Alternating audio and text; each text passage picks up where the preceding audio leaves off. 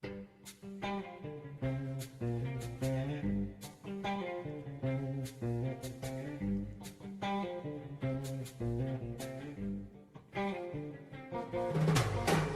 who's coming to sauna? Hekilunta. Guess who's coming to sauna? Hekilunta. He's got some Ulu hot shot tapes. So hi guys, long time no talk. Here in New York, the weather has been a little cooler as of late, which is great because of it's getting, even though I did sauna last week, and we had a good cold plunge, so it was great. But anyway, so Sam, what's up with you? It's finally getting a little bit cooler down here in the Southeast. And by that, finally in the 70s and 80s. But it's feeling cool. In the mornings, it's nice and brisk. And so I'm thinking about maybe getting up a little bit earlier these days and starting up the sauna a little earlier and doing a morning session so I can enjoy some of this cool air. But Risto, fall's got to be pretty much upon you guys pretty quick here, right? Coming up soon, we have one tree that's starting to change colors. That's about it. There's nothing else in the neighborhood, but in the next month or so, it'll hit us. Oh, yeah. Arrow, who are we talking to today? No, yeah, so this is exciting. We got some international company here. Not that I would not be international per se with my accent, but yeah, so maybe like 6 months back or something. I can't remember. Nikita, was that 6 months ago when we spoke the first time? Yeah, probably around that. And then I guess we caught up for a video call, I guess. Yeah. Yeah, so anyway, so I'm still on the board of North American Sauna Society, but Nikita contacted me obviously because we know people who know people. So Nikita was an interesting guy. So you're the president, right, of the Australian Sauna, is it association or society? Yeah, I would love to say it's the Australian Sauna Society, but as we know, the acronym for that is probably not that feasible. So we've had to get a bit creative with it. So we've gone these. No, that's awesome. That's how we started. We started as AS, but then we became NAS. So were you really? So like American Society? Yeah. So I say we go back. I mean, yeah, you got to own it, right? Yeah, don't downplay it. That's awesome. But anyway, and I particularly like your shirt. So can you tell about that shirt a little? Oh, so I've lift it a little, and then yeah, there you go. Okay, so this is Rajapotin Sauna, which is in obviously Helsinki, and it's just incredible heat. I mean, in November, I did a full tour through Finland and Norway and Germany and a bunch of different kind of places. And the whole idea was to start, I guess, in Finland, which was I would say the origin definitely of sauna. So I wanted to experience what it meant from a Finnish perspective. I then went through Germany, and obviously the idea there was to get how crazy sauna possibly can get and how extreme. And then in the middle is Norway. So I went through Norway and checked out a bit of their kind of unique blend of both the Finnish style and also the German craziness. So every facility that I went to, and I think I hit 23 different spots in about I don't know, more than that. I think it's 33 different saunas in 23 days. I've got a list in front of me. I should probably count them. Excellent. Yeah, from every facility that I went to, I tried to get either a sauna hat or a shirt or just something as a memento. It also helps as well, advocating for sauna in Australia. You do have to live and breathe it because it's a very misunderstood practice. So yeah, subconsciously wearing a t-shirt in front of people that says I love sauna really does help sell the message for sure. Oh, wonderful. Hey, thanks for coming on. We're really excited to talk to you about what you've got going on with sauna, not only just with you personally, but yeah, with your business, and then more regionally and kind of understand sauna down under. Yeah, Nikki, tell us a little bit more. What else do you have cooking? Yeah, I mean, well, firstly, I'll just take the opportunity, Risto, Sam, thank you guys so much for having me on. I do listen to the podcast. It's great. When you're learning about sauna as someone who's come into it later in life, having those kind of resources or just meeting other crazy sauna people is really handy to make you feel like you're not losing the plot. But yeah, it's been a great podcast and a really good resource. Well, thank you. I guess, why the hell am I here talking to you guys? So I think about 3.5 years ago now, kind of when COVID was happening, Inga, my business partner, and I both moved to the Blue Mountains, which is about 1,000 meters above sea level. Sorry for you Americans, that's whatever the hell it is in feet, like 3,000 something. But yeah, so it's elevated where the temperature climate is quite a bit cooler. It's on average about 10 to 15 degrees cooler than Sydney. So you guys probably know, like Sydney, it's a major city in Australia. That region is really known for rock climbing, hiking trails, mountain biking, just a big outdoor community, kind of like a Boulder, Colorado, but it's not self-aware that it's Boulder, Colorado just yet. It's still pretty modest. So we decided when moving there during the whole COVID thing that we could really contribute to that region and bring sauna to the mountains, which would also introduce it to Sydney and then the wider Australian market. So Inga is of half Russian, half German descent. So she was born in Siberia of all places. And I think her first sauna experience was 6 months in the hot room, thrown straight into the snow after the heat up. So she's been exposed to the heat and the practices of sauna from a very early age. And then her family moved to Germany when she was 8. So her experience was more of the even just the day-to-day aquatic centers are far superior in Germany than they are in Australia and definitely North America as well. So she grew up with a bit more of the Aufguss culture and a bit of the German etiquette. And with that in mind, as I came to learn about the business that we were launching, I learned quite a bit about Finnish sauna. I thought if we were going to do it, we were going to do it really authentically because Inga had all the authentic European practices, I mean, outside of Finland. So we could, yeah, really research what that meant. And that took me on a huge rabbit hole of resources, books. I met all these amazing people like Mikkel Arland and, Risto Elima as well, obviously the International Sauna Association. I then went on a sauna pilgrimage. And I guess all of this culminated in us being the first European style or dedicated public sauna in Australia. So we really are flying the flag. Our message at the time was Australia is in desperate need of a new sauna culture. And that's kind of been our I guess, mission statement the entire way through, just to bring proper sauna to as many people as we could. So had you decided to start the business before you really had exposure, or were you exposed beforehand? And what was your first exposure where you're like, oh, this is really good?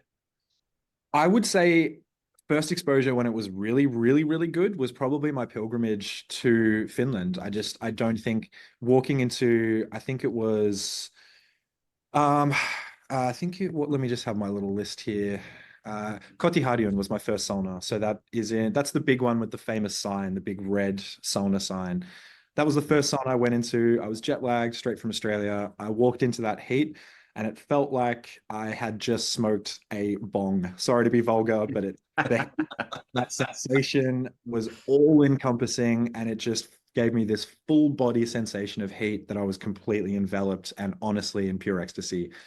So I think closer to that, I'd had a few wood-fired experiences, places like Queenstown in New Zealand, even back home in Australia, that I think got really close to a good quality sauna. But it's the quality of löyly. So that sharp, painful sensation is only really there with those small rooms that don't have the kind of quality of heat. But when you go to a place like Kotiharion and someone throws a couple uksikaksi ladles into the sauna, you just get this crazy slow löyly that it's very, very hard to explain. So to say I'd experienced any sauna that's true before that, I just couldn't say I have. It's so funny you would say that because we've been talking, but I've been with the North American Sauna Society for more than 20 years, and it's just like what you just explained is still rocket science for a lot of people, and we here in North America, we are still mostly twisted. So it's like many heaters don't bring that quality, but we're working on it. We're very lucky in Australia. So manufacturers like Harvia for the US market have to adhere to very stringent regulations with limiting thermostats. So that requires you to have a lot of under ventilation, which then leads to inadequate or stagnation of air in the hot room. And otherwise you just can't get the sauna to the right temperature. So in Australia, we don't have those limitations. We get the heaters exactly as they are in Europe. So we're kind of lucky there.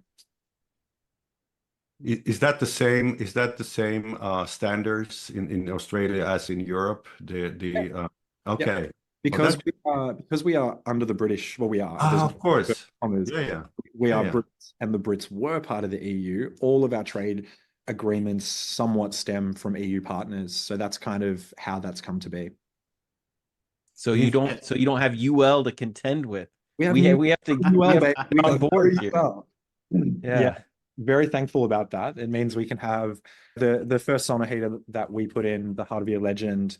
We personally imported it from Finland. It is electric, but running a commercial facility with the regulations that we had to get the highest lämpömassa thermal, mass heater that we possibly could. And that one really ticked. But yeah, if we got that in America, we wouldn't have been able to get anywhere close to the temperatures that we do.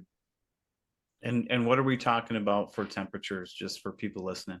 So we adhere to a guy called Kimmo, who's also known as the Sauna Sherpa. He introduced me to a concept of 110, and what that have you guys ever heard of the 110? No, we've heard of 200. Well, I think I've heard it in Fahrenheit though. Yeah, okay. 110 is definitely Celsius, because that's the whole rest of the world uses that. What it means is you have temperature and you obviously have humidity. So if you run your sauna at 90 degrees, then you've got to have 30% humidity. If it's at 80 degrees, then there's 40% humidity. So basically you're always hitting this sweet spot addition-wise of temperature and humidity. So we generally keep the hot room anywhere between 80 and 90 degrees, and then respectively the humidity level at 40 degrees. We do run a hot sauna because we do have Inga, and Inga is from Russia, and in Russia that stuff is really hot and spicy. So generally speaking, we don't drop below 90 that often. That's great. Yeah, go ahead, Errol. No, I was just gonna because I actually wanted to bring this up anyways. Now, there's I don't know if you've been probably following social media as I have, like Facebook discussions, and now there are, like in southern US, there are quite many people complaining that they are doing everything right, but their saunas are extremely humid, like super humid. So I come from the dry north. So I can't even understand how it's possible. So are we overplaying this venting, or where could that humidity come? Is this Australia, where you come from, Nikita, in Australia? Is that humid generally? So we're a bit fancy. I'm a bit of a nerd, so I do like computer coding stuff, and I run an automations business as well. So I actually installed a thermal sensor that transmits data over Wi-Fi, so I track all the metrics of the sauna. Generally, if the outside degree, like because we are in the Blue Mountains, where it is essentially a rainforest as well, so we often get 80 to 100% humidity outside. Inside the sauna, if it's not even on, when we're generally around 60 to 70% humidity, as soon as the heat starts hitting the room, it'll drop below 10% humidity. So we really are relying on lurlu or regularly applicating water to really keep the humidity where it needs to be. So yeah, we're not a humid space by default, for sure. Well, and I think I'm no physicist, but I think I read somewhere that the higher the air temperature is it the more moisture it can hold or something, so that it ends up feeling drier at higher temps, I think. And so if our sauna, like if someone's heating their sauna in Florida with a sauna heater that's only getting up to 170, 180, it's not going to dry out that air very much. Yeah, I forget which way that ratio goes. All I know is that when the temperature increases, the humidity definitely lowers by default. I'm not sure what that means for the actual water content. I'd imagine I don't know, we'd have to Google it, I guess. Oh, ChatGPT, I'm sure there's already somebody spitting it out right now. Whoever's listening can kind of comment back, I guess. Yeah. And really, we talked about it too, and just in imperial units. But we kind of talked about the rule of 200, where if it's 170 degrees Fahrenheit, 30% humidity is probably your sweet spot, and then all the way up to 190 is probably 10%. And so it's the same. And it really translates pretty accordingly. You know, and being in a pretty humid climate myself, I do find that when I first start up my sauna, it is humid. My shop is usually anywhere from 60 to 80% humidity at times, when it's really, if it's raining or anything like that. And so, but I do find, since I have a wood burning you know, heater, it definitely, it dries that thing out lickety split. So I do wonder if it's back to the ventilation thing, because we've rebuilt our sauna 4 times in the space of being open, because I would read Tompkins notes, and then I would read some stuff by Saunologia, and then I'd start speaking to people, and I'd go, God damn it, back to the drawing board again, and we'd do it. But I think people who have poorly vented spaces have the issue where when they make lurlu, it just goes up and sits in the top pocket, probably above people's head heights, which is quite annoying in a lot of facilities. And then you really don't have that humidity escaping or cycling through the room, which makes it hot and sharp and not a full body experience. And worst of all, it just sits in the space. It doesn't clear. So for that reason, you put less water, and then you're just in this kind of hot soup of lots of CO2 content, no breathability, and just an overly humid space that deters people from pouring water on, rather than making people go, oh crap, that feels amazing. yeah, and you just described every gym sauna in America. Oh yeah. And Australia, it's no different. Yeah. When we entered the market, it was crazy. We had people going, how can you charge more than $8 to go to a sauna? And we're like, well, your only experience right now is going to a government-funded facility like a leisure center, and using that tiny room that's a tack on. People are wringing out their chlorinated bathing suits on the sauna stove. There's signs everywhere saying no water on the rocks, no essential oils. And that's your experience. Or your experience is a $1 a day spa experience. And there is no difference in the quality of sauna. It's still the same sauna builder building the same quality sauna in that top end facility, because no one understands how to do this or what the experience is. They just know that for people to be happy, they have to tick a box and put a hot room there. So if you look on our socials, the first thing we say is it's not just a hot room, because that's how it's treated. And we're here to say it's absolutely not a hot room. That's a good point. So you don't have to answer this question if you don't want to, but so you went through 4 iterations with your sauna build. Yeah. So why was that? What went wrong in the first one? Like the first builds, so we used Russian builders who were the best available in Australia, because at the time we didn't know how to build a sauna ourselves. We just went with the best possible sauna builders with the most amount of knowledge that we knew at the time. So they built this sauna, and it was great, super high quality. We used traditional aspen wood, which we knew was a type of wood that would work with sauna. It was also hyperallergenic. It had very low, cedar wood is what's used everywhere, but it does smell and it is an irritant for some people. And we wanted a really neutral space. So we got that right, but the bench heights were too low, not overly, but we ended up lifting them. So we rebuilt the whole sauna, all the benches, to lift the seats back 11, 12 centimeters. So we're talking very, very minuscule amounts, but I wanted, and we wanted, to have the proper rule of 2/5 over your head hitting the roof, and then to have the 110 from the top to the bottom bench centimeters, sorry guys, and then that 40 centimeter drop for every bench thereafter. So that was very important, and that was the first rebuild. The second rebuild, we ended up changing the ventilation. So that was the next major thing for us. So we were gravity ventilated, and there was a single ventilation point of intake air, which was under the top bench. And other than that, there was a tiny, tiny gap under the door about this big. So it was not right. We did a CO2 measurement. I saw the change of air per hour, and it just wasn't sufficient. So for that reason, we blocked off that ventilation. We moved it above the sauna heater, about in the top third of the room, so that it would basically hit the sauna heat, and then the fresh air would go up. It would convect. It would get hot in the room, and it would cycle through. Then we put a vent port, which was underneath the opposite side bench down near the ground. And we actually make that a mechanical ventilation system.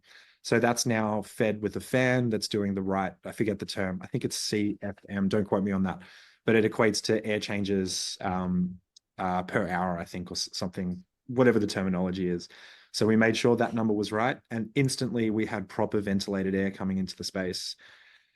That was the second rebuild. The third one, we found that for a commercial facility, the way they had laid out the benches, they were just degrading too quick. We have upwards of 130 people per day in our facility, and it's a lot. So by that 1.5 year mark, we changed all the benches out to Akoya wood, which is a locally produced Australian wood. So if you acetate Akoya wood, it is very, very durable. It has all the same qualities of kind of spruce, pine, or aspen, those traditional woods. And it also had the connotations of being an Australian local wood. So we went with that. And the fourth rebuild, we decided to introduce a proper sloped floor so that we could make the space a lot wetter and that the drainage would happen in a really, really good way so that we could have some proper water porridge there. And I mean, we do a lot of things. So we do the Finnish style, but we also do German Aufguss, and we can really throw some ice around and water around and use eucalypt leaves in the sauna for whisking. So Vikta, or I think Vernik if you're Russian. So we wanted the ability to clean the space really easily. So for that, we pulled out everything, all the benches, the heater, and we resloped the floor. We drained it all away. That was the fourth rebuild in 2 years. Wow. Wow. I mean, that's awesome. Although, I mean, it sounds like, I mean, just on the commercial scale, sounds like somebody, a DIYer at home, could potentially go through those exact same steps to maybe mitigate anything that they've got going on. If they've got ventilation issues, maybe it is a mechanical issue. If you want to get that, like you said, the cycles per hour or whatever metric we're using, a fan may be the way to go. And I haven't ever ruled that out. Luckily with mine, I get a great convection and I get a great airflow because I've got a fire going. But for you electrical folks, I think a mechanical fan may be the way to go. Yeah, I think what difference did you see in your CO2 measures? I'm just curious. Oh, it dropped by well over half. I don't have them in front of me to quote the exact numbers, but we were breathing oxygen again, I'll put it that way. Yeah. And that was really apparent not only in the fact that it was a nicer experience, but also the bottom bench was getting hotter. So we have temperature measures at the top bench and at the bottom. So we were actually cycling the hot air through the space properly. And our sauna heater was able to hit really good temperatures without feeling like it was getting throttled and without burning out lots of elements. And let me ask you this, Nikita, because that was going to be my next question. What other metrics are you gathering, and are you gathering any electrical metrics? Electrical as far as how much usage for electricity? Yeah. I mean, it's pretty set. So it's a 16.5 kilowatt heater. We're actually just about to switch to an EOS heater. So that one's going to be 33 kilowatts. Oh, yeah, so the reason for that is we wanted to be able to get back to temperature quickly after we do Aufguss, which is the German style of infusion sauna.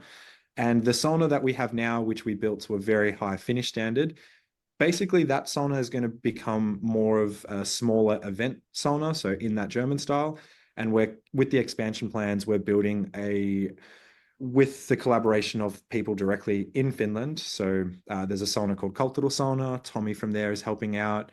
And also Lasse Eriksson. So he's a Norwegian who's really prolific in the sauna space, and working with Kimmo as well, the sauna Sherpa, to consult on a really, really high spec Finnish sauna. So that's going to run off a single burning pellet heating system. So yeah, it's actually the same heating system that's in Ussi sauna, which is the new sauna in Helsinki. So that's going to come our wood-fired Finnish sauna and be a more purist experience. So we won't do any infusions in there. It'll just be whisking, water, and high-quality sauna. And then we'll build a large a German-style sauna, like a proper event size space, and also Russian banya that'll be wood-fired.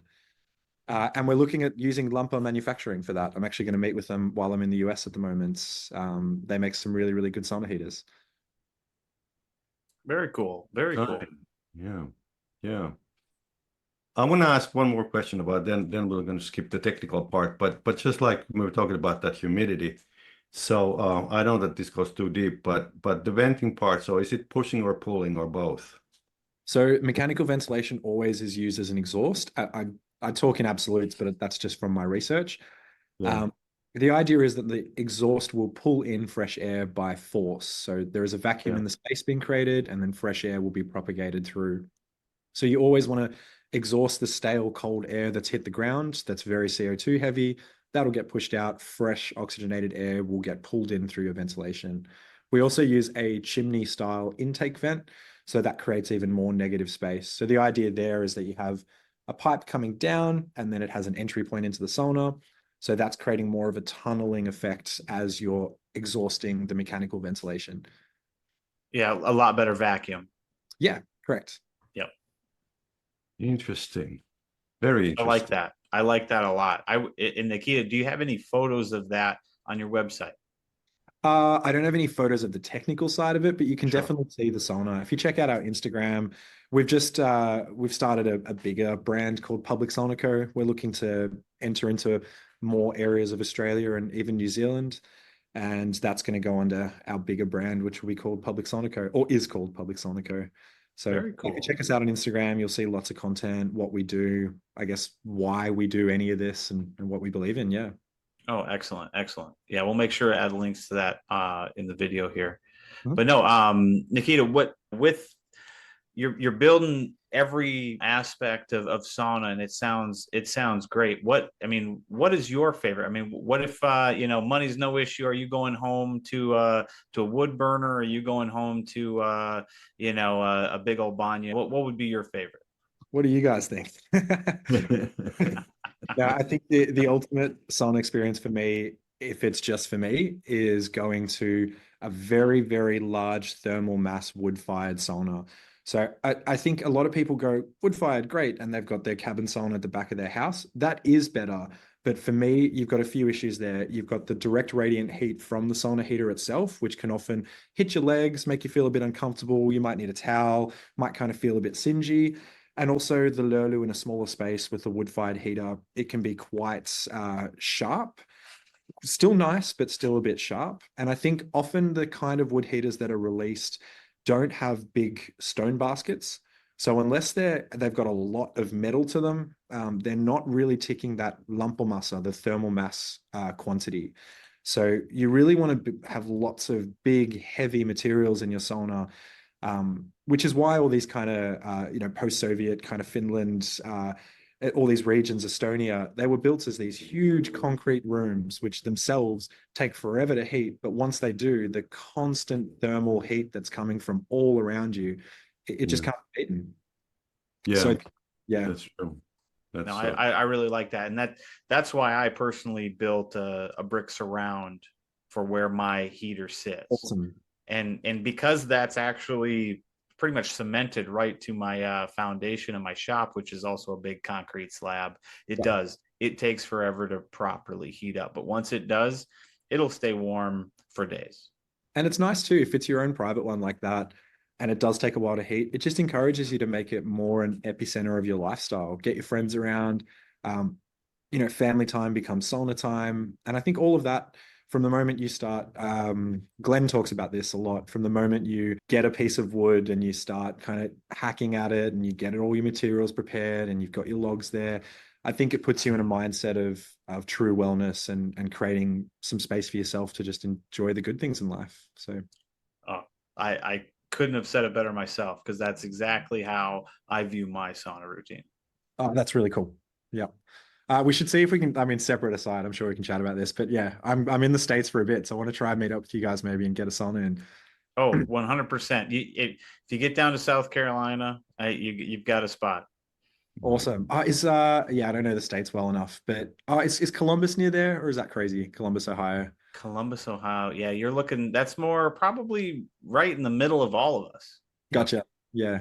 Yeah. I do want to shout out, I met this guy called Wade who just popped up, this little converted truck thing. It's called Lurlu. And it's really, really cool. He's done a great job. We know him. We obviously Wade Lit. Yes, we know Yeah, him. Wade Lit. Oh, yeah. Yeah. He's one of the sauna crazies for sure. Oh yeah. We're cut from the same cloth. Definitely. Yes. Yes. So what about sauna? So let's go back to the sauna in Australia. So it's just like so you and I'm not questioning this at all, but you feel that you are one of the first to do this real sauna thing. It's really hard to talk in absolutes like this, but we know for a fact that we're the first facility to kind of kick off a sauna culture movement in Australia. We know so because it was in a complete vacuum. All the insurances, everyone we came across, all the trades, everything we could find online, it just didn't exist. It hadn't hit Australia at the time. So we were really lucky to be first to market in a sense, but we also really took that as an opportunity to champion authentic sauna and to try and create a real impact on sauna culture in Australia, which I feel like we've done. And now you've got a bunch of people who are entering the space, some just carbon copying our facility, all of the errors intact, like every mistake we wish we were changing and planning to, they've carbon copied. But that's kind of great. It's the best kind of flattery, and we get basically more sauna in Australia, which was always our mission. We didn't plan to become the Dunkin' Donuts of sauna or whatever else massive franchise. We just wanted to pour our hearts and soul into creating something that was culturally significant and gave people a good epicenter to build out and create their own saunas, whether they be commercial or private. And that's really, really happened in Australia now. So No, what's that's what's wonderful. the history of the Australian Sweat Bathing Association? Funny you should say Sweat Bathing Association. That is the origin. So a guy called Jack Saunas, basically when we were opening up, I wanted to find anyone anywhere in Australia who had remotely gone down the path of trying to champion sauna. And I came across one article which talked about the Australian Sweat Bathing Association and Dr. Jack Saunas. So Jack Saunas and a group of friends put an electric sauna in their rental house and then became complete fanatics, addicted to sauna.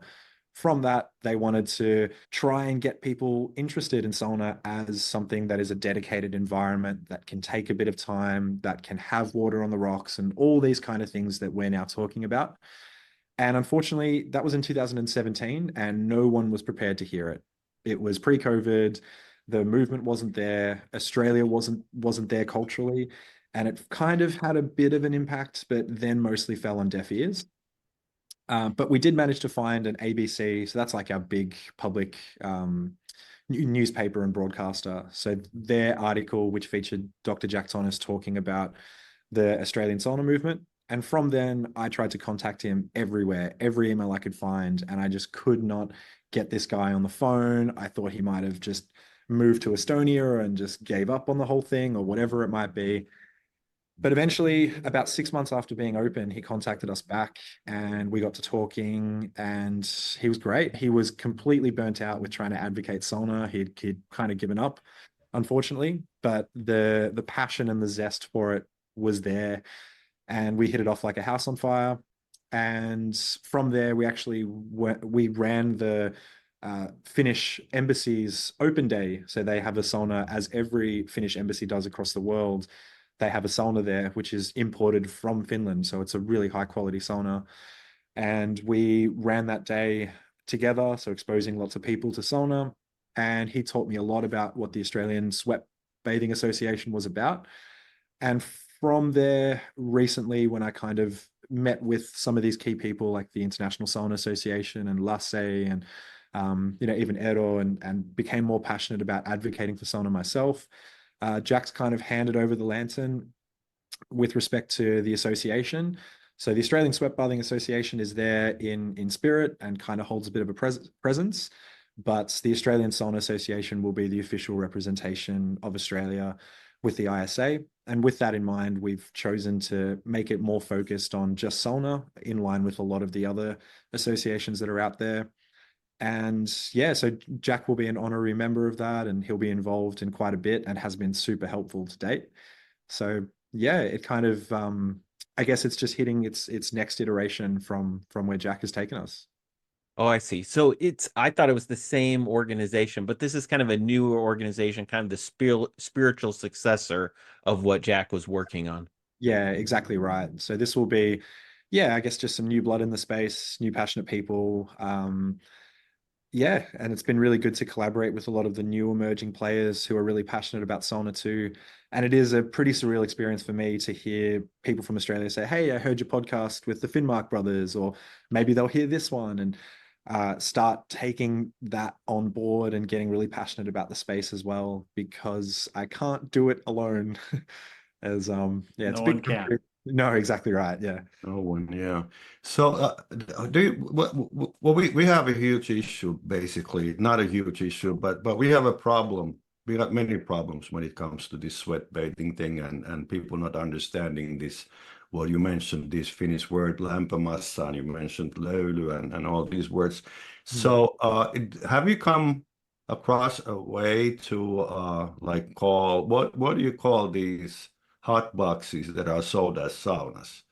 Like the industry says that they're all the same, whether it's a steam room, whether it's an infrared cabin and a traditional sauna. They say that it's all the same and it's got the same health benefits and everything, and it confuses people because we don't judge at all infrared rooms or whatever. We've had episodes where we talk about people, or we talk about the infrared cabins and whatnot, but it's very difficult to explain this thing when everything is called exact the same. Oh, it's a big challenge. So education is something that we have just had to become good at. When you go to market with a bespoke idea that no one's ever done before in Australia, it's definitely been done elsewhere. But all you have to do is educate. So through our Instagram platform and our social media, we there is a post exactly saying what is infrared. It is definitely not a sauna, and why is it not a sauna, and what justifies a sauna. So we follow the International Sauna Association description of what sauna is, and it really coincides with Glenn's approach, which is the Holy Trinity. So it's heat, it's steam, and it's ventilation. If you don't have any of a high enough quality of either of those things, you definitely don't have a sauna. So to make steam, you need rocks. So if you've got no rocks, I'm sorry, infrared people, but you do not have a sauna. If you have insufficient heat, so if you're putting yourself in a little blanket and cooking yourself to 40 degrees Celsius, you definitely don't have the right heat there. And ventilation, you're definitely not getting your skin ventilated. You're not breathing properly, particularly in an infrared space where there is no convection of air. You're just sitting in a room. All of those make for not saunas. And as far as we're concerned, infrared cabins, great. They have good qualities. They really work. There's lots of research into, particularly Japanese, looking into far infrared and what the impacts are for muscle recovery and a few other bits and bobs. Steam rooms, great. Turkish hammam is a legacy that is as strong as sauna. It shouldn't be discounted at all. It's just not a sauna. It's a hammam. And if you have a steam room, I don't really know what that is. We definitely won't be putting one in any of our facilities. So what do you think the key is to having a vibrant, thriving sauna culture in Australia 60 years from now? I really think it's all about community. We're thankful to live in a place where there is people who have moved there working remote, who are really into active lifestyle, but more so that they're just really kind of down to earth, relaxed people. So they've really adopted this European approach to sauna, which has been really helpful for us. But I think if you have a strong community, then you can really build a strong sauna culture. And that's what we've been prioritizing, just having a strong member base and bringing people into a family experience. So the landscape in Australia 60 years from now, I really see that as still being a bit of a mix. There'll be some European flag flyers of really high quality, authentic sauna, large scale facilities dedicated to it, similar to the Therme group in places like Germany and all across Europe. Basically, those facilities are massive. And then you'll see some small wood-fired mobile sauna movements, which is very much what Britain is experiencing at the moment. The UK just has wood-fired sauna after wood-fired sauna popping up everywhere. And I really see Australia with its vast amount of East Coast and West Coast beaches really following suit there with the mobile movement. Yeah, so I see a mix of players, and I still see in 60 years' time a bit of division on what a true sauna experience is. But we just hope to make enough noise through all the chaos. Now, I want to ask you a question, and this is kind of a bit of an advertisement as well, because we're going to have a dedicated episode soon. We're talking about nudity. Mhm. So are you guys like nude when you do sauna, or how do you do it? Okay, great question. We have men's only sessions. So right now we just have the one sauna, which means we run men's on a Tuesday and we run women's on a Thursday. Those are run as clothing optional sessions. The idea there is that if you're into it, you know what it is, go ham. The space is yours. Be nude in the sauna. It is the most hygienic and best way to experience sauna, in our opinion. Also, people who aren't that comfortable just yet, they might go to a clothing optional session wearing their bathing suit, and slowly, after a couple iterations of going through, they're comfortable enough to remove their swimwear and experience what it's like in the truest sense. So that's why we have that optional experience. Something we've been passionate about pretty much since day one is our partnership with an Australian body called Get Naked Australia. So they advocate for a lot of body positivity, a lot of basically desexualizing nudity. They are not a nudist quality. They're not about walking around and cutting up your salad kit in the buff. They're just about creating spaces where it feels safe and comfortable to be nude and to desexualize that as well. So we've partnered with them, and once a month at the moment we run fully nude, and it's not optional, so you have to be nude in the sauna, and that's a co-ed experience. And with that in mind, we run that very similar to the German style sauna. So we do Aufguss in all of those sessions, which we find really helps people to normalize that space when there is a focal point and something to look forward to jump in the sauna and experience together as a group. But our approach to nudity is we are all for it. We think it's so healthy for individuals. It is very healthy for people across different age groups and generations to become comfortable. The body changes. There is a natural cycle of things, and you are no more perfect or impure than anyone else on the planet. So there is, yeah, it's all about being okay with your body and creating a safe space for that. There's a new word for me. I obviously very understand, but desexualize. I never thought about it I that don't know way. if it's a real word. I could have just made it up. But, No, I've heard that before. I've heard that. But you're right. That's what needs to happen. I mean, and you've mentioned you've been on social media, and you've promoted a lot of that. I'm sure you've come across plenty of social media content that is quote unquote sauna related. That has nothing to do with sauna. And hopefully that kind of mentality bleeds into some social media where, hey, we can desexualize nudity, show sauna in a true form, and oh no, somebody's nude in the background or whatever it is, but they're obviously not posing. They're sweaty, they're struggling, they're a little out of shape. They just had a beer and a sausage, leave them alone. And so they didn't just get all dolled up and do their hair and makeup and not have a drop of sweat on them.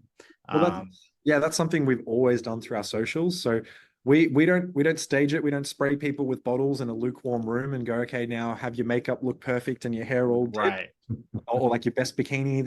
That's not what we're about in the slightest. We want hot, sweaty people who look like they're about to die, because that's kind of what the experience is. So we film all our content with the sauna at full temperature. We offer our community, come film with us on the day and you'll get a double pass and bring a friend or whatever. It's all about, it's all about just bringing people together and having a real experience when we film content. Definitely no makeup. And we actually tell people as part of our etiquette, which we are super militant on, even more, definitely more so than Finland, where it's just known. In Australia, it is not known. So in our walkthroughs, we tell people, hey, your jewelry, your septum piercing, your dangling necklace that your grandma gave you, A, if you don't want it to go down our drain, take it off. B, if you lean forward, it's going to get really hot and it's going to burn you. And some people, you get mixed reactions. Some are like, oh, thanks for the information. That's really helpful. Some say, hey, screw you. I know better than you. And you go, okay, no worries. And then you see them a couple minutes later, come out of the hot room, take their necklace off and pop it on the shelf. So, what do you know? You've only been doing this for how long? Exactly. But we go through everyone with the same respect and love that we would hope to be treated. So even the person who didn't listen the first time, when they come out, we say, hey, it burnt, didn't it? Like that happened to us. That's why we mentioned these things. We are just trying to have your best interests in mind. What did you learn? Yeah, Yeah. and we just kind of take it on the chin, and we don't get really elitist about it, which No, that sounds cool. I think that sounds like an awesome introduction to sauna. Especially you've got guides, you've got different events going on. They can kind of dabble in a lot of different things. So that does sound really cool. yeah. What else are people doing though? I mean, we talk about this, on our show quite a bit. What are you doing in between rounds? So we introduced a 2 hour cycle just because we wanted people to have time for sauna, but we're also not a huge facility that can allow all day access. Otherwise, we just will have not enough space. 2 hours was very important for us. It allowed you to do 3 rounds at 30 minutes. And for us, a round looks like heating up in the hot room from anywhere to kind of 8 to 15 minutes, having a proper cool down. So have a shower, jump in the cold plunge, cool down properly for a couple minutes, and then rest for about 15 minutes. So we like to think as much time as you spent in the sauna is as much time you should spend outside of the sauna. So provide wood fire heaters that are outside, and tea and fruit and spaces for people to sit and actually be comfortable at the sauna so they don't feel like they have to rush back in. And then we talk them through what a sauna round is and how you should feel and how much time you should aim to spend in each place. But ultimately, it is just about listening to your body. And we also wanted to create enough time for people to not feel rushed. There's no one watching the clock. There's no wristband that's going to beep. It's just a bit of an honesty system. And we think it gives people enough time to do a minimum of 3 good rounds. Well, and especially if you're nice and hot, what temp are you guys normally running? Yeah, so 90 is kind of where we're sitting Okay. for the most part. So generally people who are brand new to sauna will do anywhere between 8 to 10 minutes is kind of where they hit their threshold of tolerance. We also go into the hot room very regularly and we pour lolu on ourselves. So our team will go through and they'll either pop an ice ball in, which has some scented, an aromatic kind of quality to it, or we'll just teach people how do you pour sauna on the rocks. And that's an art form that we could talk about with a whole episode by itself. You don't just go there and throw it on and off you go.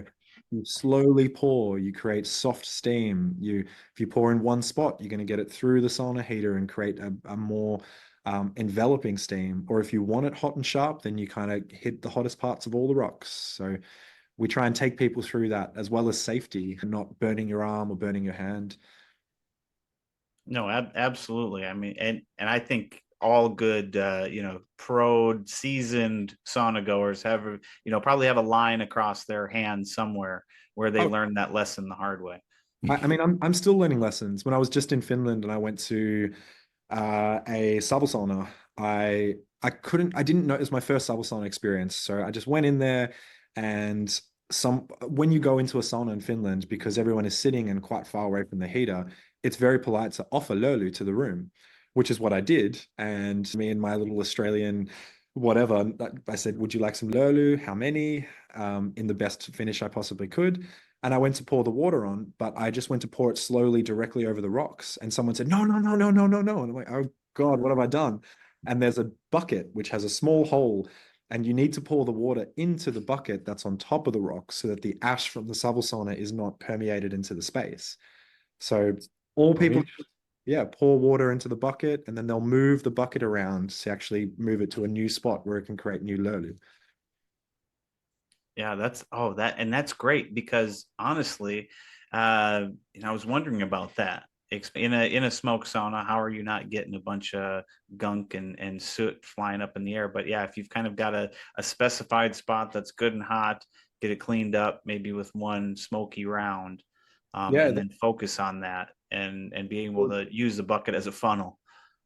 There was even so the manufacturer of the pellet wood burning system that we're bringing to Australia, he has a double-story sauna, which is a sauna, and it's built in the way that you go up the stairs. You can kind of bathe downstairs, and then you go and you sauna upstairs, and you can kind of cycle between the two environments.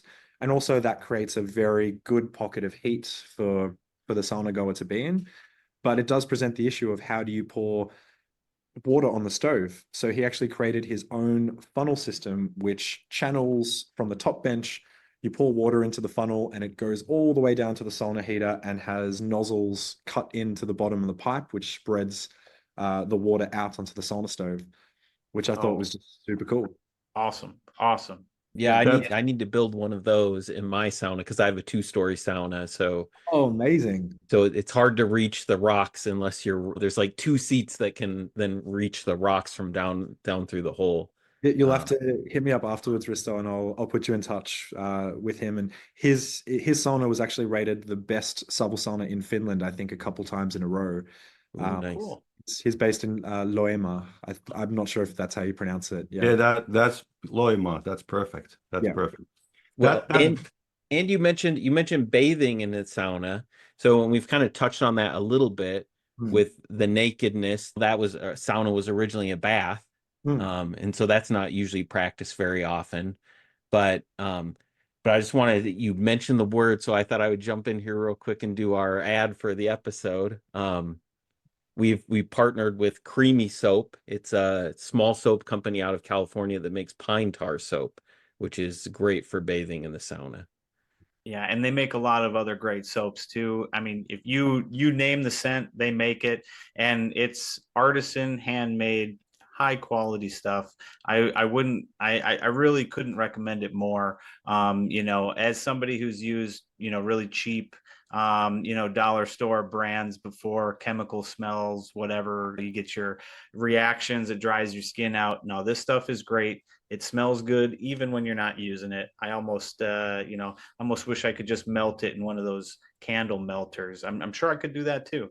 I'll ask Brett next time I talk to him. And I use mine in my master bathroom here in New York, so I don't actually have it in the sauna because I don't have a sauna. But smells lovely. It smells lovely. Yeah, and you have the double pine, so we want Right. to try the triple pine one of these days. That would be fun to try. But Yes, yes. but people can use our code Upper Bench at their website at Creamy Soap's website to get 25% off. Ooh, sweet. Hey, and I know somebody who's going to go on there right after this. Nikita, you got to get yourself some. I'm sure the shipping and handling won't be too bad. Hey, we're just kicking off a imports-based company that's kind of taking the best of Europe and America and all these different places and bringing to Australia and just the best products you can use for sauna. So, Well, Brett, if you're out there, let's get chatting.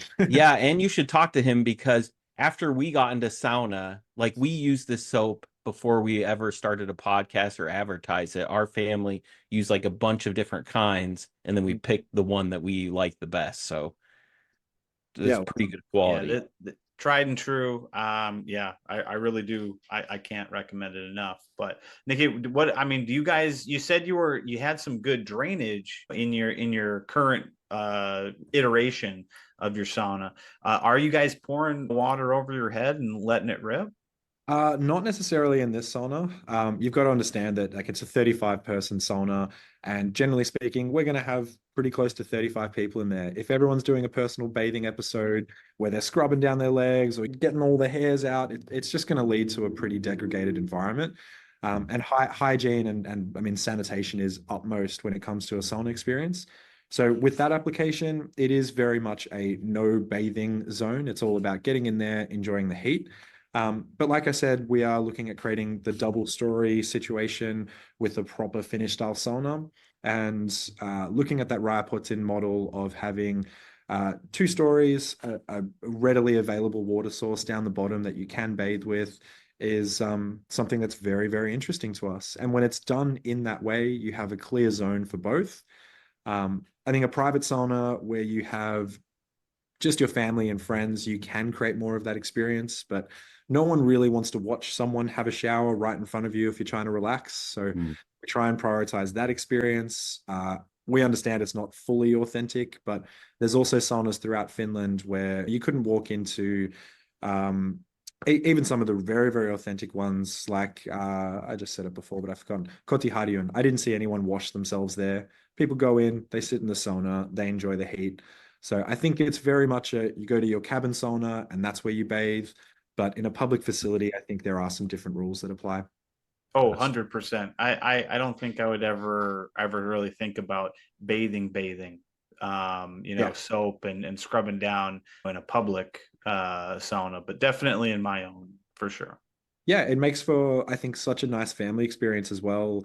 I haven't had the pleasure of doing it, but when I think about having my own family and having a private sauna, I think it's incredible. Go out for the day, do the day's activity, head into the sauna, use that as a nourishing environment to clean, bathe, and reset mentally. It just sounds perfect. Mhm. I wanted to Couldn't come agree more. back. I want to come back to that smoke sauna, i.e., sabu sauna experience. So that I've seen these buckets with holes on it on top of the rocks, Mhm. but it's not necessarily standard. It depends on the heater. So it's like not all these heaters emit that soot that like when you throw water. I've seen that happen, Mm. but most of the saunas that sabu saunas that I've used don't have that. But it's a great thing, and it's also I've been like. I've seen these real sauna crazed people who actually like do that. It's kind of a torture machine because if you keep that bucket full and it keeps dripping, it's if the sabu sauna is super hot to start with, and then it's also extremely humid. You're gonna burn your butt there. You Mhm. know. Oh yeah, and I mean I was in Tampa as well, going to some of these shovel saunas, and the most unassuming person will be the Lurlu devil. They'll Yeah. be in the corner right near the stove. They've got the ladle, and you don't think to ask for it or ask who's in it. Just the person's in control, and it'll just be an experiment of sitting there and dealing with a lot of incredible Lurlu. Like the first one or two as you just get in is quite nice, but 30 seconds, it's on. 30 seconds, the next one. Yeah. There's also what's it called? I think it's Rohanami. Don't quote me on that, but that's a very, very hot sauna which is continually wood fired, and that is about 95 degrees, and it has at least 6 or 7 different levels, and there is always someone up the top wearing a sauna hat, not talking, and just punishing everyone else. So yeah. Yeah, we can. I mean, it, aspirations. So Yeah. how do you, speaking of like making that steam, I'm curious like how your community is taking to that. Because I've visited a lot of public saunas, and even at really great places like Banya, I went to one in Chicago. Sometimes there's hardly anyone making steam. What?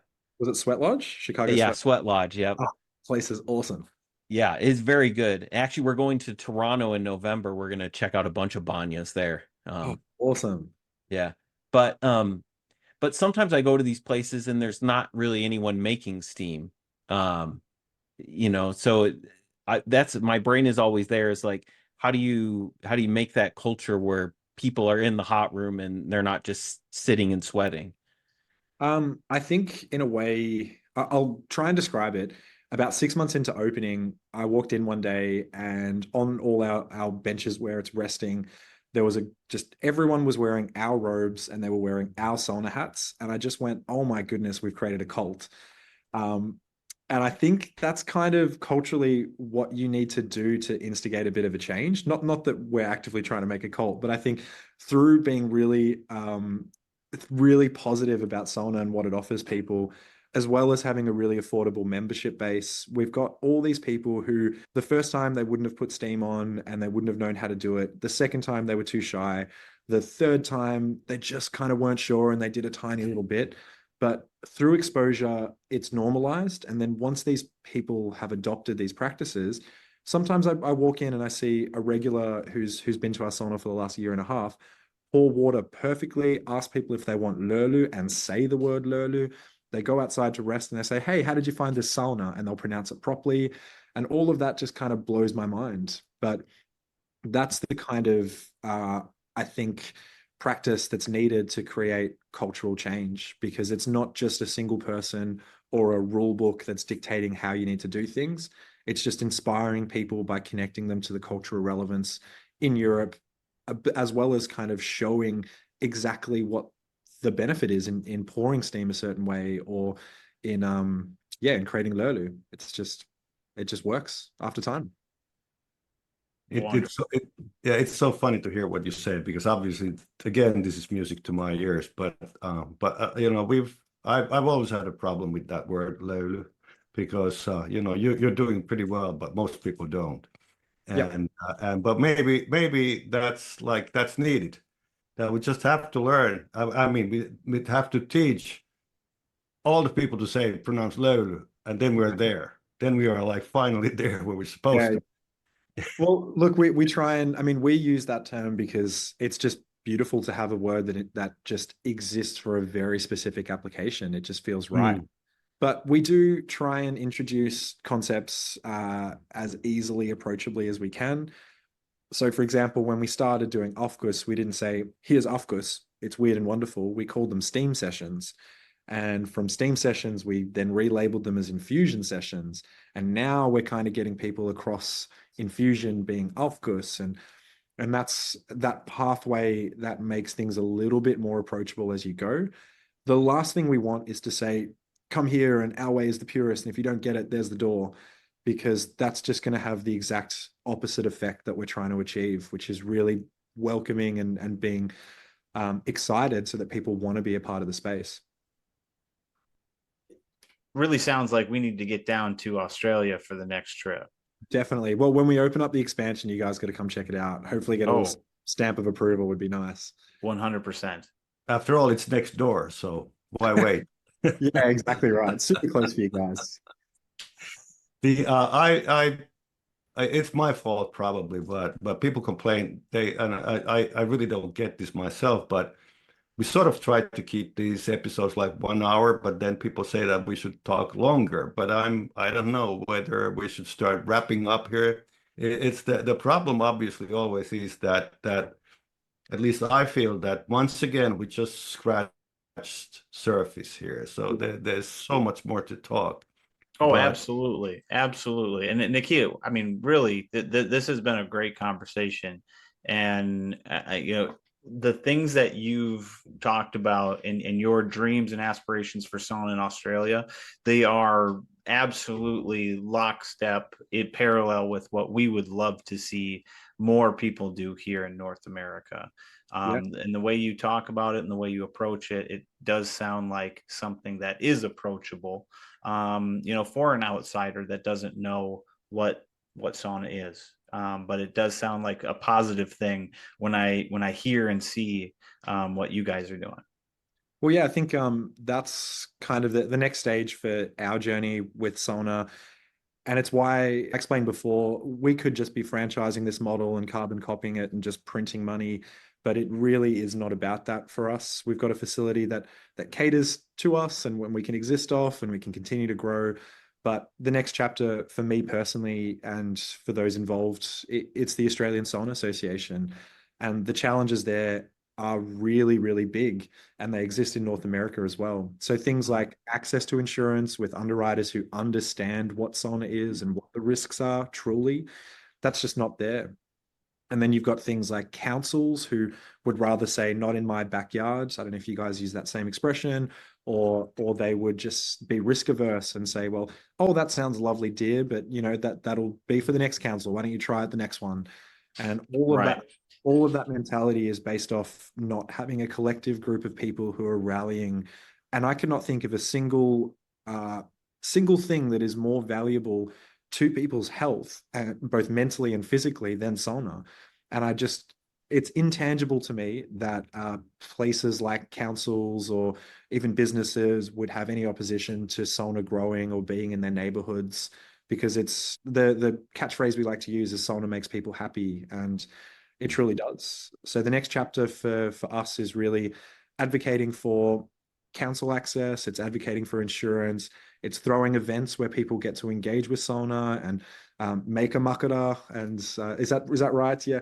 yes, makara, yes, sausage, yes. Yeah, to tell people that you don't have to be an ultra fit marathon runner who's got 16 heart monitors on and like a smart ring and who's got guns and all that kind of stuff to go to the sauna. You can be like fat, overweight, whatever your body shape. we all have whatever your body shape is or your background, sauna is for you, and all it's going to do is make you healthier and happier. By the way, I forgot to ask one thing. So you were talking about that in your facility, you're talking about 2 hours, and it makes like normal, like three rounds and so forth with the relaxation in between. Do people have some exercising aspect with your sauna, or is it based only, this is focused only on the sauna, or do people combine it with some kind of exercising thing? Look, we often find ultra runners, so people who run marathons that are outdoors. Lots of those people will use our sauna either for training or as post-recovery. We get a lot of people who do a hike or go climbing and then come to the sauna as a way to reset their body. But also, we try and educate people that sauna itself is a strenuous activity.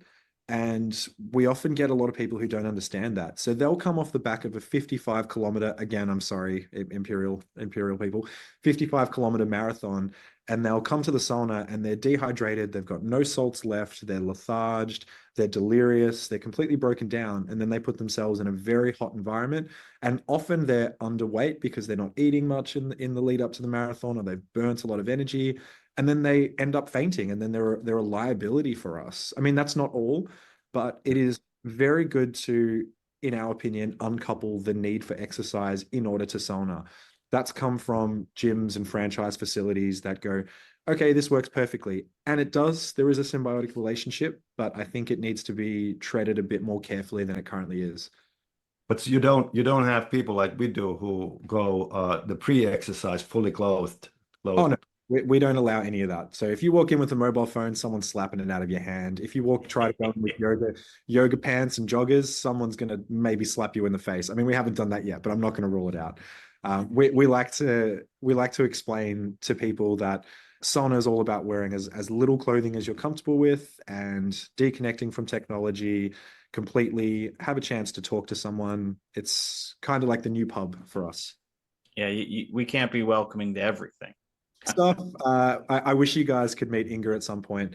If I am the happy-go-lucky smiley face of sauna, Inga is the Iron Fist. There is some strict rules and etiquette and practices that she's not scared to put in place. And we've definitely banned people from the sauna, or members who are dominating in the environment, or people who are disrespectful to people outside of the community. So maybe Sydney tourists or people from further afar. And we're not scared to say, hey, there is a right way to behave in this space. The Finnish proverb that says, be in the sauna as you would in church. And we really try and modernize that, but also adhere to it. So what are some of the most interesting sauna happenings in Australia today, like for you? Because I assume you're kind of getting your finger on the pulse of things. Are things popping up that you're like, oh, I got to watch that, or they're doing kind of an interesting thing over here? I mean, yeah, I think in every space, that's happening constantly, right? There's always evolution. For sauna at the moment, we're seeing different branches of what we stood for as we opened being prioritized by new players in the space. So a key pillar of us was always accessibility to wellness. So when we went to market, we made it a really affordable price for a single session. And we made it even cheaper if you get packs, so that would encourage groups of friends to come and have a group experience together. So we're seeing a branch of the industry focus on high quality, accessible wellness. So really membership price driven, low cost, heavily automated, that kind of thing is popping up.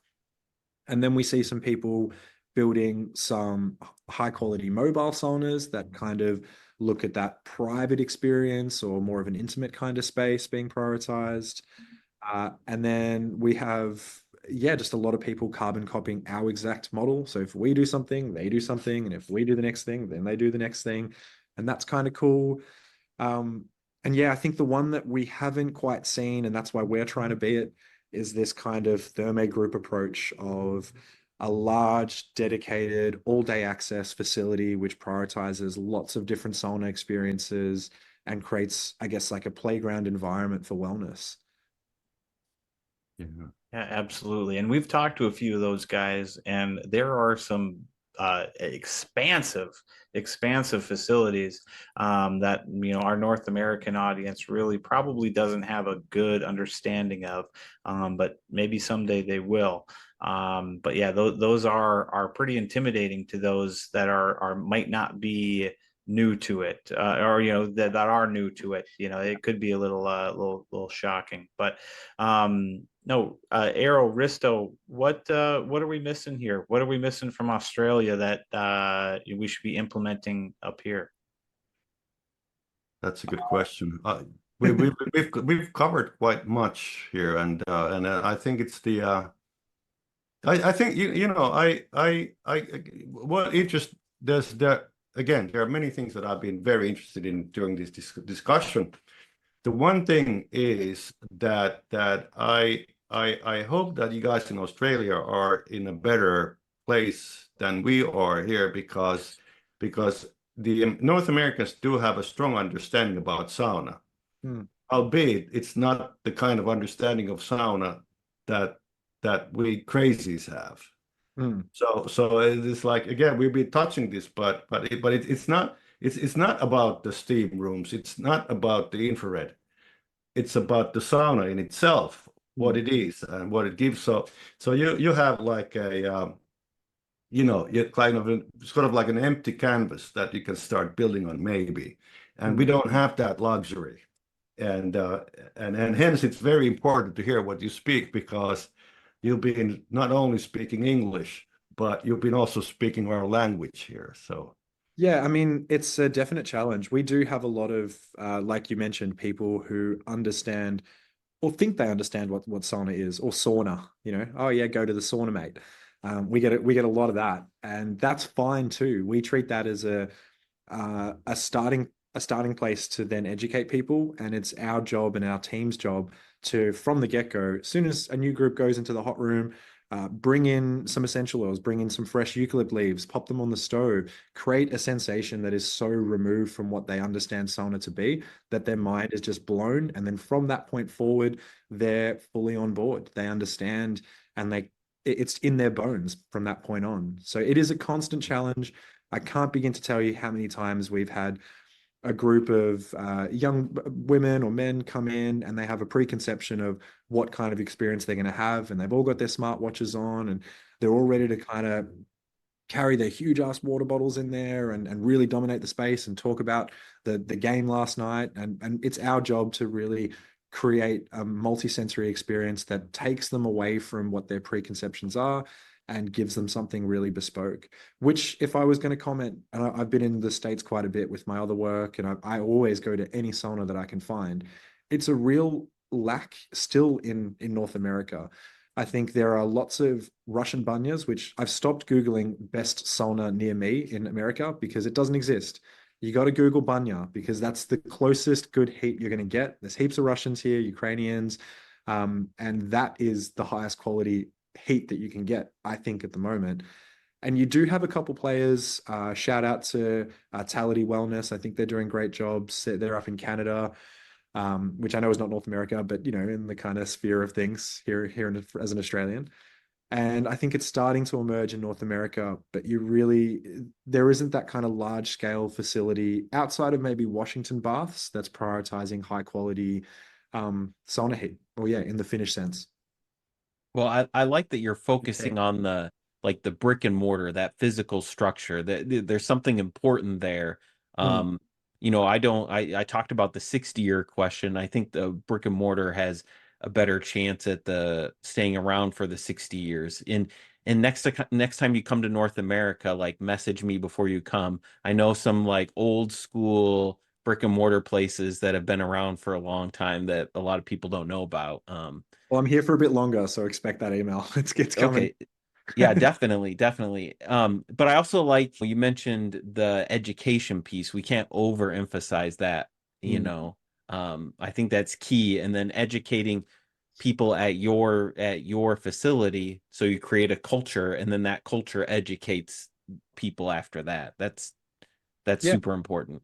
And I think I guess because I've been part of a smaller community in rock climbing, so that's one of the big reasons I moved to the Blue Mountains. It was all about better access to rock climbing, and I've been part of that community for quite a while, and I've seen a lot of the negative impacts that you can have advocating for something that's niche by being elitist or being exclusive, or saying, oh ho ho, laughing off people who want to be involved, who don't have the knowledge base.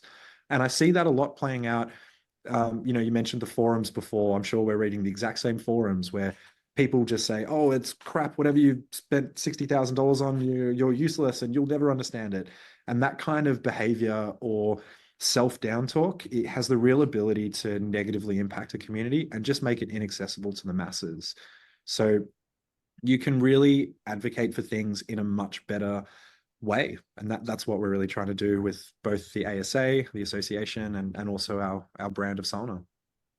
That was so well put. So now, guys, final words. I'm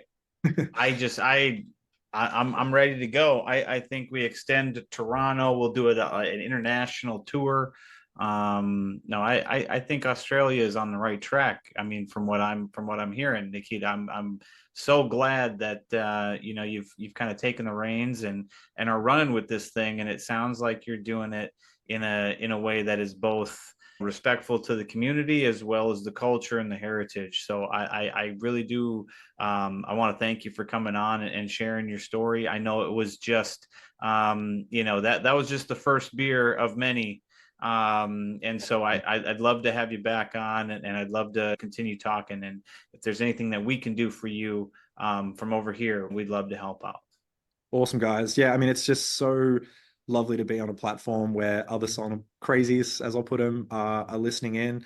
And sauna crazies, if you want to get involved and you're from Australia and you're any of this is resonating, the Australian Sauna Association is at its instigation. We're looking for people who are passionate to join. So if you want to be a part of it, come be a part of it and just hit me up. And we're launching our website soon, or I'm always available on email, and maybe I'll drop you guys that link to share with people as well. That sounds Absolutely. good. And I'd like to give you major kudos on your foreign language pronunciation. You did really well. Yeah, I mean, yeah. Thankfully, I'm first generation Cypriot, born in Australia. And I guess I've just been exposed to a lot of different cultures, and my work in the music industry has traveled me to different regions. And I think if you can try that little bit harder and pronounce things a bit better, you really get a very welcome response from people, which is always really nice. My final words are, is it your band that is making too much noise? I read in the paper that there's an Australian rock band and people are pissed because they are too loud. Oh God, I don't know, but I've definitely been in some loud environments with a lot of Australian bands, that's for sure. Thank you so much, Nikita. This was awesome discussion. Thank you.